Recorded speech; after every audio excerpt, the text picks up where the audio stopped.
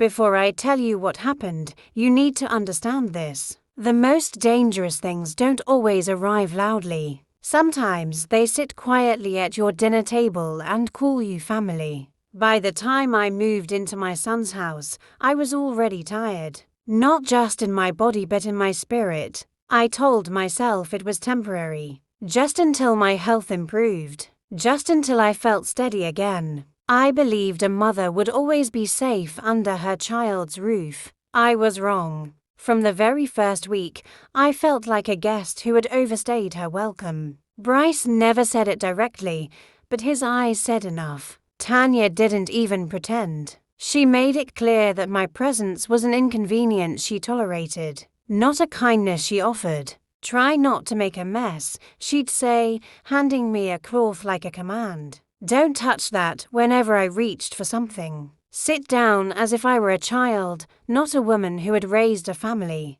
I learned how to move quietly, how to breathe softly, how to disappear in plain sight. Still, it was never enough. Every meal felt monitored. Every pill I took felt watched. Tanya would stand nearby, counting silently as I swallowed my medication. If I hesitated, she'd smile thinly and say, "Doctor's orders. You don't want to make things worse, do you?" Bryce stopped calling me Mom. I became she. She forgot again. She's confused. She's not reliable. The words chipped away at me. The only warmth in that house came from my granddaughter. Tessa. She'd sit beside me on the couch and rest her head against my arm, as if she could sense something was wrong. Children notice what adults ignore. Sometimes she whispered things that stayed with me. "Grandma, are you okay? Why do they get mad when I help you?" I didn't have answers. I told her everything was fine, even when my body told me it wasn't. Then the dizziness started. The sudden weakness. The moments where time felt foggy. I blamed age. I blamed illness. I blamed myself. I never imagined the danger wasn't coming from my body at all. And the night I collapsed in the hallway, I realized something terrifying. This wasn't happening by accident. The first time I passed out, Bryce looked annoyed, not afraid. "You need to stop doing this," he said, standing over me. "You're upsetting everyone. Upsetting everyone. Not are you hurt. Not do you need help. Just inconvenience." Tanya brought water and watched closely as I drank it. Too closely. The taste lingered strangely in my mouth, bitter and unfamiliar. That night I couldn't sleep. My heart raced, my hands trembled, and something deep inside me whispered that I was no longer safe. The next morning, I checked my pill organizer. It had been rearranged. Some pills were missing. Others were doubled. When I asked about it, Bryce snapped that I was imagining things. Tanya laughed and said, "This is why old people shouldn't live alone. They forget." But I wasn't forgetting. The weakness grew worse. Some days I could barely stand. Tanya controlled what I ate, what I drank, even when I rested. "Too much water isn't good for you," she'd say, pulling the glass away. Tessa began slipping notes into my pocket. "Don't drink it. They get mad when I help you. Please be careful, Grandma." One afternoon, she locked her bedroom door and whispered, "They talk about you when you sleep. They say things will be easier when you're gone." Bun. That word echoed in my chest all night. Later, I heard them arguing in the kitchen. "She's getting weaker," Tanya said.